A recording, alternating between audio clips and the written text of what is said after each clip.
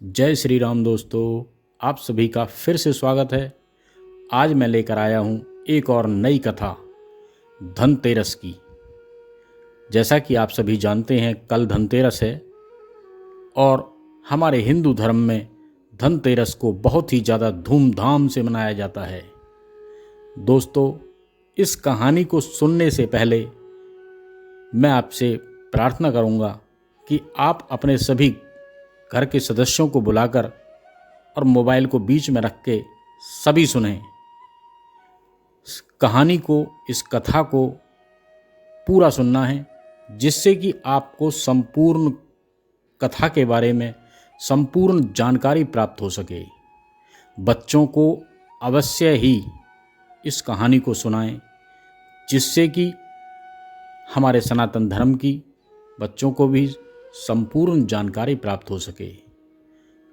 कथा को शुरू करने से पहले आपने अगर मेरे चैनल को सब्सक्राइब नहीं किया है तो उसे सब्सक्राइब कर लें, लाइक करें, कमेंट्स करें, शेयर अधिक से अधिक करें। एक और बात दोस्तों, आज मेरे 1000 सब्सक्राइबर संपूर्ण हुए हैं। उसके लिए मैं आप सभी को अपने दिल से बहुत बहुत बधाई देता हूँ। आप लोग जो मेरा बहुत ही ज़्यादा साथ दे रहे हैं, मेरी सभी कहानियों को सुनते हैं और धनतेरस और दीपावली की बहुत ही ज़्यादा मेरी तरफ से दिल से आप सभी को शुभकामनाएं। आपके परिवार वालों को, आपके रिश्तेदारों को मैं भगवान से प्रार्थना करता हूँ आप और आपका परिवार हमेशा स्वस्थ रहे। तो आइए कथा को शुरू करते हैं। धनतेरस की 3 कथाएं प्रचलित हैं। कार्तिक कृष्ण त्रयोदशी के दिन धनतेरस का पर्व मनाया जाता है।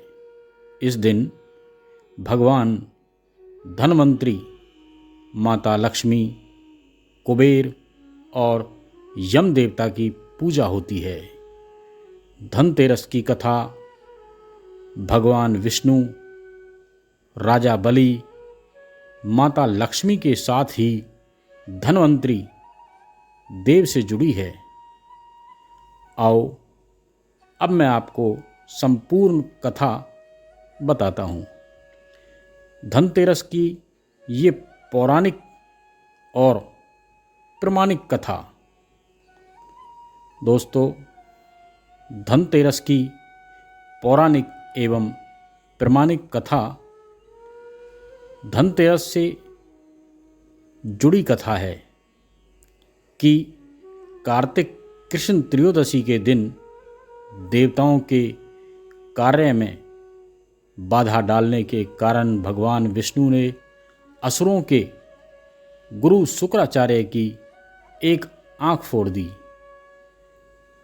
कथा के अनुसार देवताओं को राजा बलि के भय से मुक्ति दिलाने के लिए भगवान विष्णु ने वामन अवतार लिया और राजा बलि के यज्ञ स्थल पर पहुंच गए।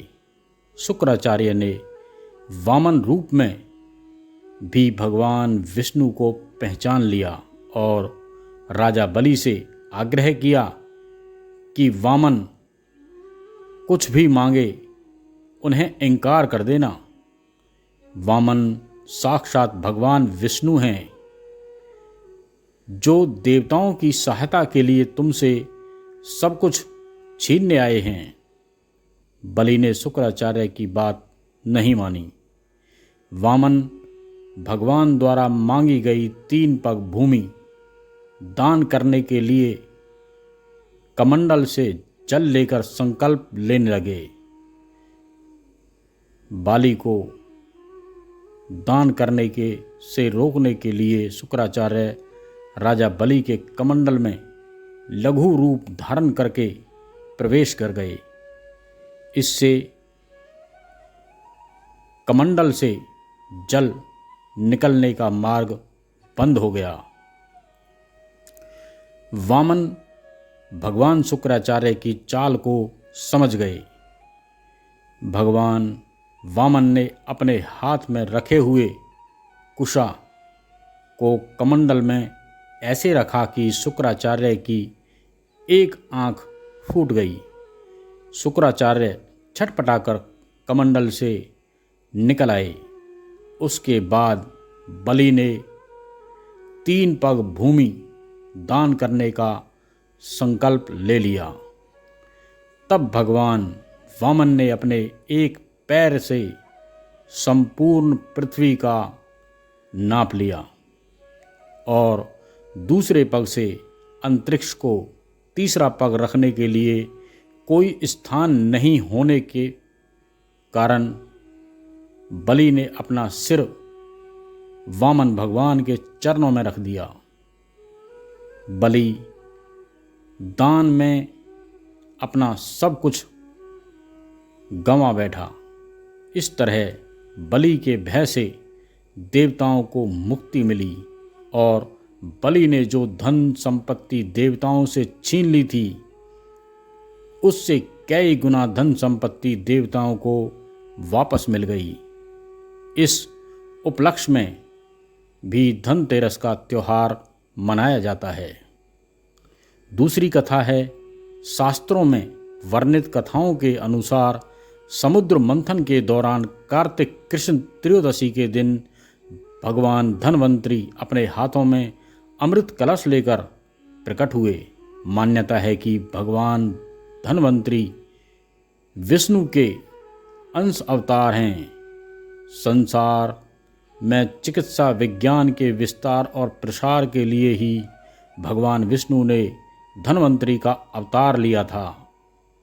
भगवान धन्वंतरी के प्रकट होने के उपलक्ष्य में ही धनतेरस का त्योहार मनाया जाता है।